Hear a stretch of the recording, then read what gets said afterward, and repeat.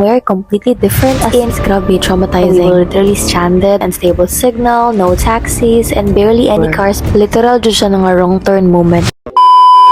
Our second destination in Gangwon was the Gangchon Rail Park. Built in the old train tracks. It's one of the most unique experiences you can have in Korea. We upgraded to the 4-seater rail bike because we wanted extra space for Mavi. And the ride is about 40 kilometers, I believe, and it takes around 40 to 50 minutes.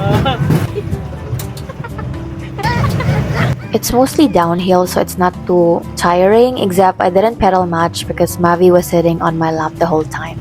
The views were absolutely beautiful, as in you'll pass by mountains, rivers, open fields, and peaceful countryside. But my favorite part had to be the themed tunnels.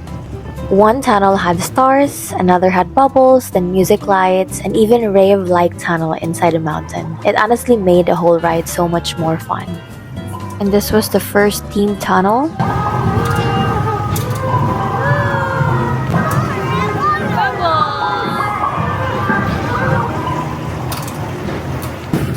And that tunnel for sure was probably our favorite.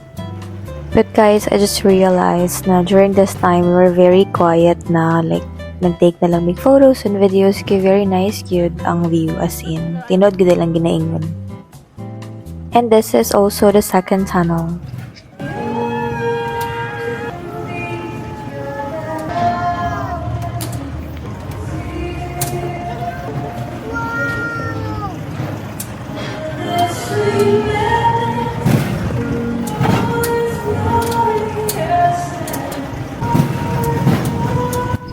Right? I told you, it's so beautiful, as in dili mahatagan og justice sa camera ang kanindot sa place. And I think mas nice here jud if summer or if winter.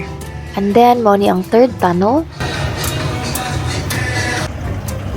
And after the rail bike, you would hop on to the romantic train where you can just sit back and enjoy the gorgeous views of Bukhangang River, I believe. And Mavi even made new friends during that time, which was so cute. But this was also where our adventure took a very unexpected turn.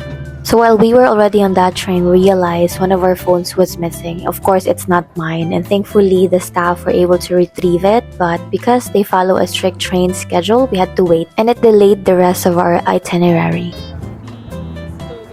So since nabilin mami, our tour guide told us to take a taxi straight to the Nami Island port.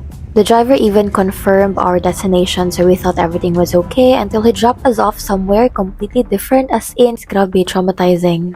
We kept on checking Naver maps, but there was no port anywhere. We were literally stranded with low battery, unstable signal, no taxis, and barely any cars passing by.